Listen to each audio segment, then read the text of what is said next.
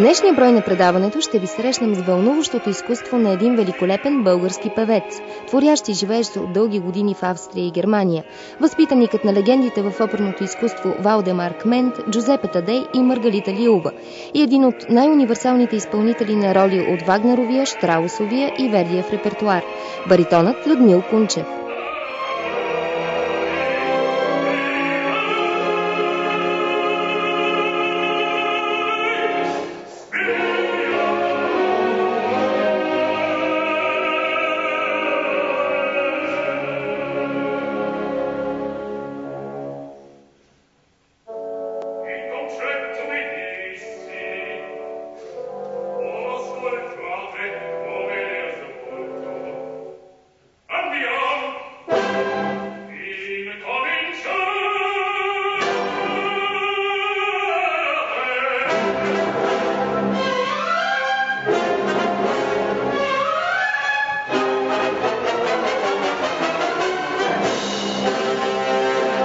Когато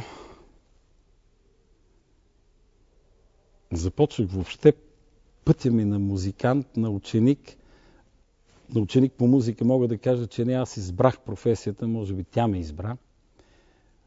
Аз исках да бъда летец, но се провалих на изпита, защото съм далтонист. И пеенето винаги е било потребност, начин на изразяване, ако щете, позиция, артикулация. Людмил Кунчев, един темпераментен баритон от Пловдив.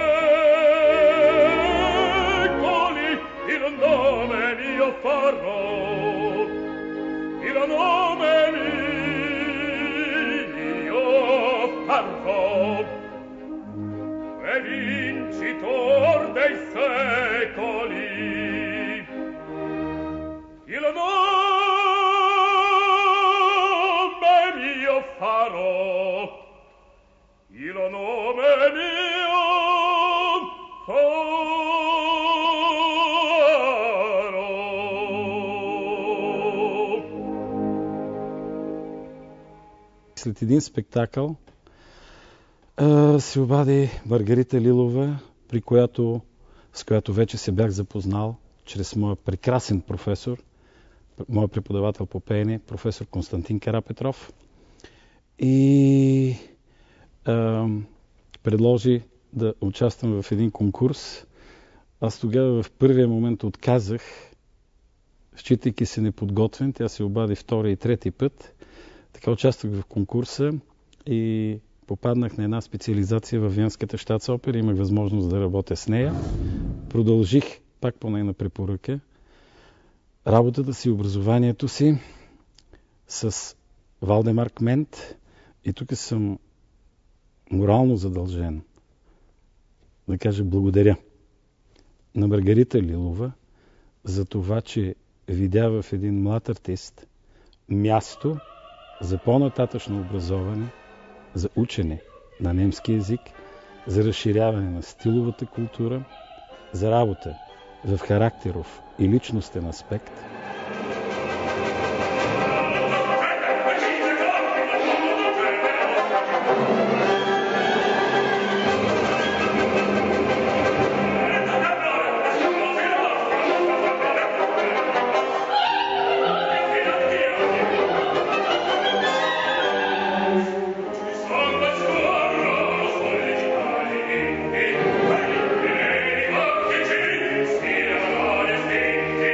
Io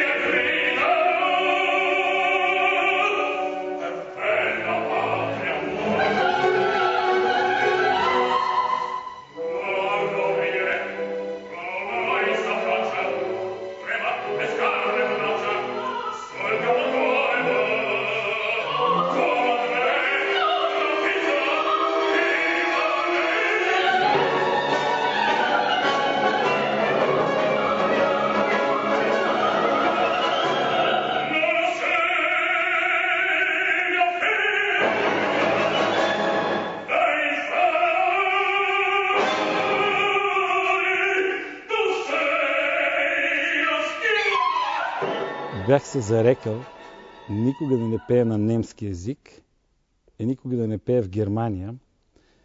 Има една немска поговорка: никога не казвай никога.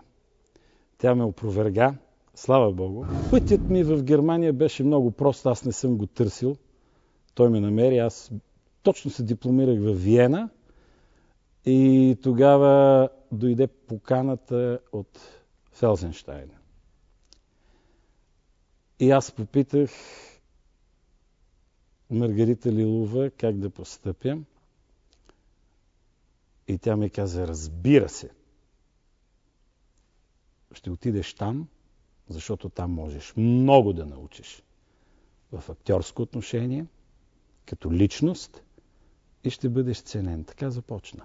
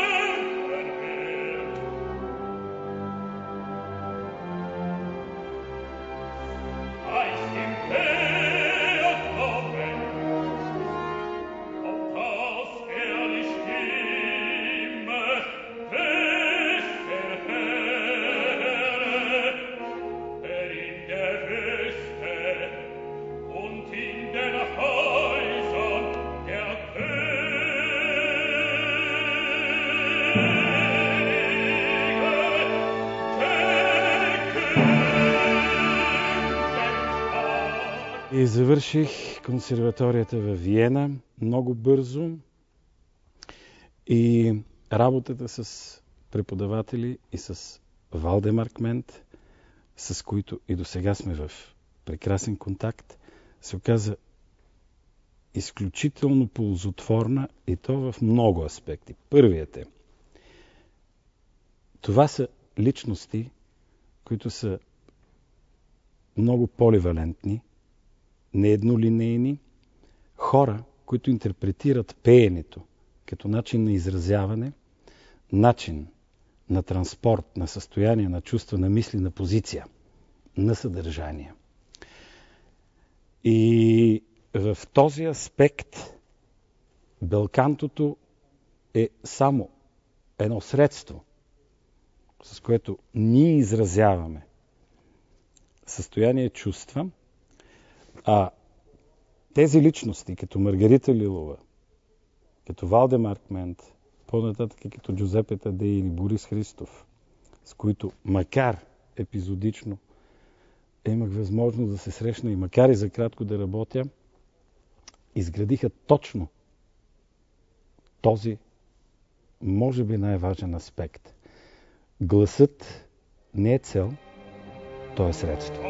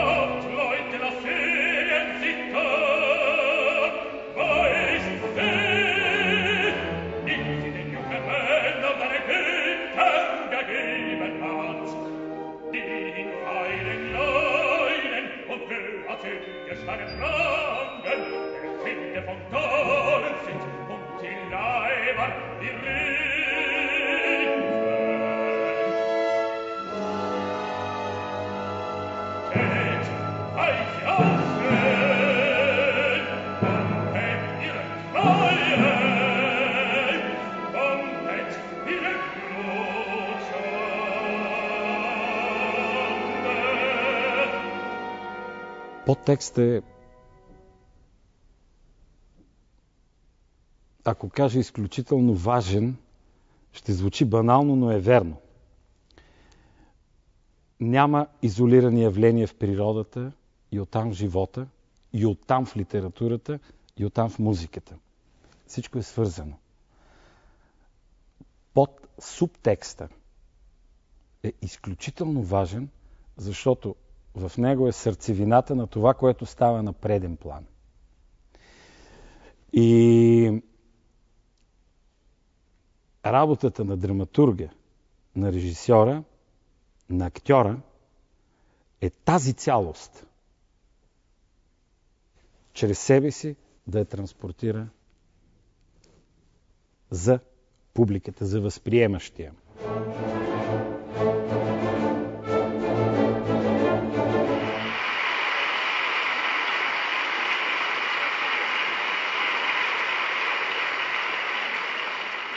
На 29 април 2010 година в Националния дворец на културата в София се състоя директно излъчване на постановка на операта Симон Боканегро от Верди от сцената на театър Ла Скала Милано, съвместна копродукция на Миланския Грант и Щат Опер Берлин. За първи път легендарният тенор Пласидо Доминго дебютира като изпълнител на роля от баритоновия репертуар, тази на самия Симон Боканегра и неговата 129-та роля в изключителната му творческа кариера. В ролите на Фиеско, Амелия, Габриеле Адорно и Паоло Албиани участие взеха доаенът Феручо Форлането бас, Аня Хартерос сопран, Фабио Сартори тенор и Масимо Кавалети баритон. На диригентския пулт застана един от най-големите диригенти на нашето съвремие – виртуозът Даниел Баренбойм. Почитателите на оперното изкуство ще могат да се насладят и на две нови заглавия от прочути оперни сцени, предстоящи да бъдат излъчени директно чрез видеостена от зала 1 на НДК. На 31 май 2010 година постановка на операта Евгений Онегин от Чайковски на Парижка опера и на 14 юни 2010 година постановка на операта Трубадур от Верди на Гран театър Дел Лисео Барселона.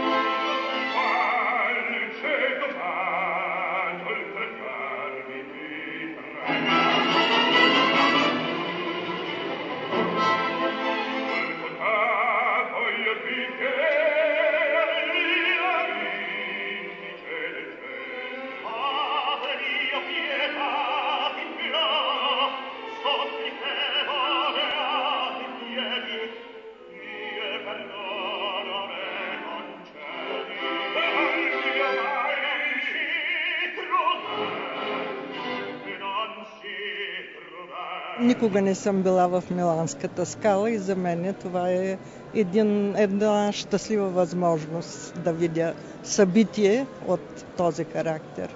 Намирам го като перфектна инициатива и точно за това сме тук. Съвсем случайно разбрах и веднага си купихме билети. Аз следя цикъла тук оперен синема с голям интерес. Подбирам си постановки, които харесвам. Смятам да дойда на Трубадур следващата да бъде. А за първи път ли ще гледате операта Симоне Боканегро от Верди? За първ път с изпълнение на Доминго.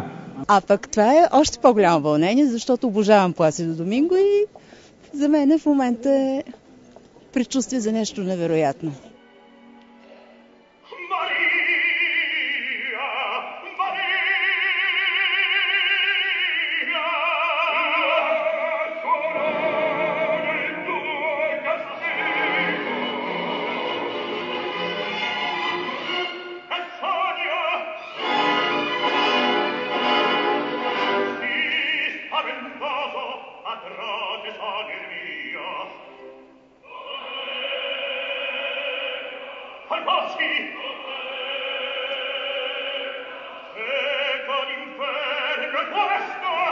За операта знам малко и това е едно от малките опери, които лично аз не съм гледала.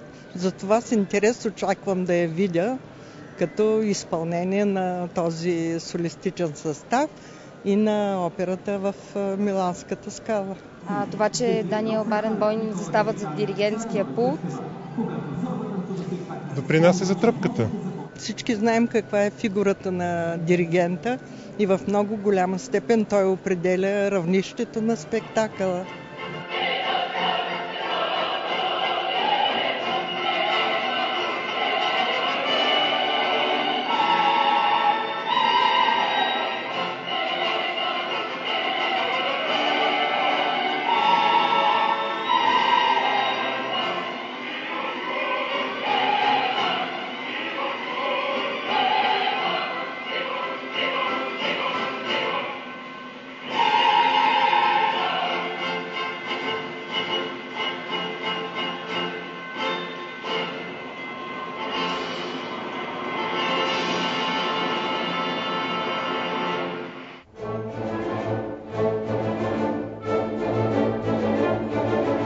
Аз не искам да кажа, че гостувам в България, макар че доста години не съм пял на софийска сцена.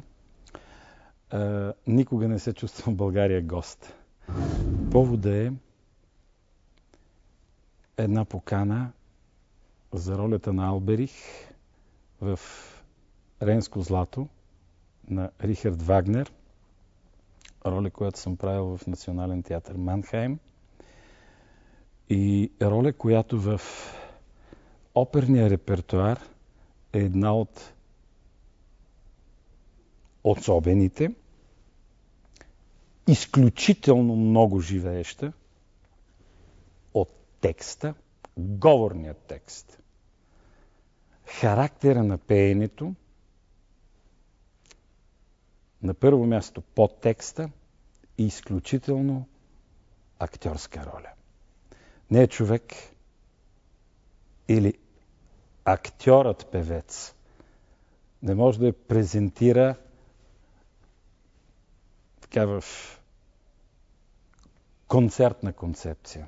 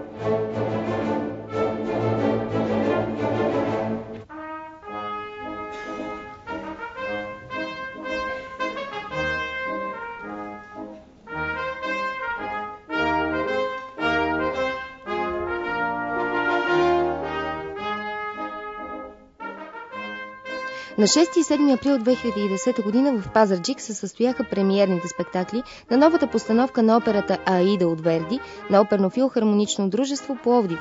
Спектаклите дирижираха Йосиф Сюилан, Холандия, и Григор Паликаров, а в главните роли участие взеха Йорданка Дарилова и Елена Баръмова в ролята на Аида, Суджан Чой, Корея, и Стоян Даскалов в ролята на Ардамес, Галя Ибрагимова, Русия, и Даниела Дякова в ролята на Амнерис, Алфио Грасо, Италия, и Нико Исаков в ролята на Амонасро и Пламен Компиков в ролята на Рамфис. Новата сценична реализация на Аида е дело на международен постановачен екип, съставен от едни от най-известните европейски творци, доказани и търсени имена в областта на музикално-сценичните изкуства. С новата постановка на операта Аида, Оперно-филхармонично дружество Пловдив гостува в Холандия и Белгия от 12 април до 13 май 2010 година. Спектакълът е включен в програмата на Международния музикален фестивал в Античния театър Пловдив 2010, който ще се проведе от 24 май до 8 юли.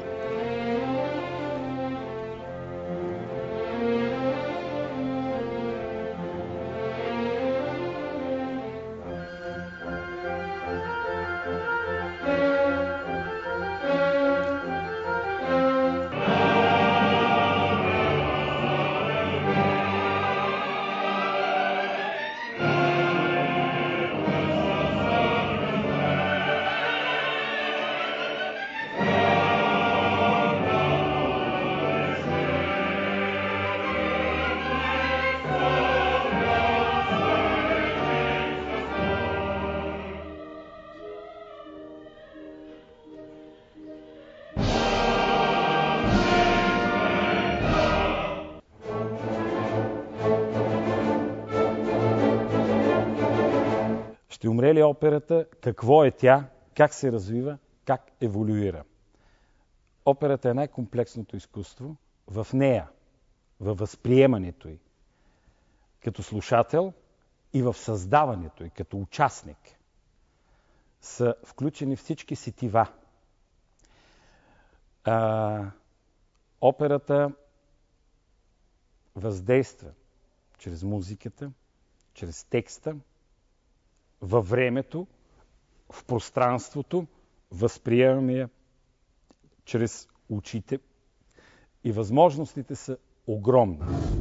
Влизам в противоречие с някои, които казват, че тя стагнира, не се развива и консервативно изкуство. Аз мисля точно обратното. Съвременният живот, било технически средства, било комуникация, влияят за статуса на операта и начина, по който тя се реализира и артикулира.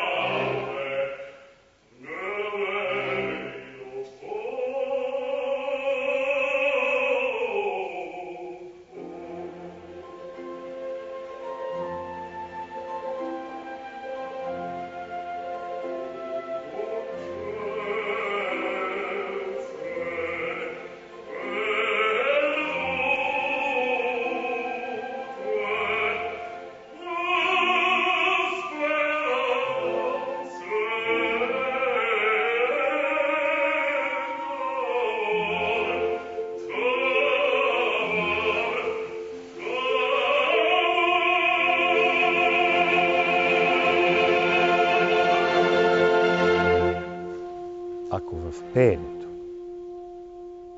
аз не искам да кажа играта на сцената, ако живота на сцената като този или онзи образ, артистът и публиката не чувстват, защо човек е получил потребност да изрази смисъл, чувство, мисъл чрез пеене,